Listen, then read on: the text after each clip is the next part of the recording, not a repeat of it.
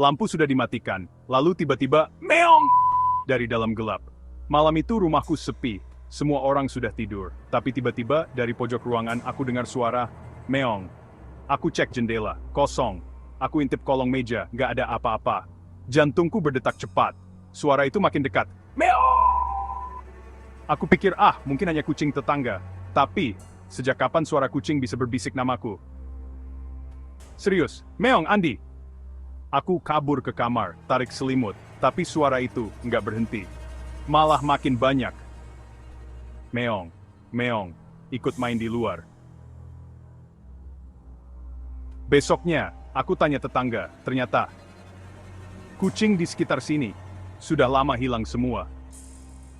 Ada yang berani dengerin suara kucing tengah malam sendirian? Kalau pernah ngalamin hal serupa, tulis di komentar. Jangan lupa like, komen, dan subscribe. Bisik plan cuy kucing tak terlihat nggak datang ke kamarmu malam ini.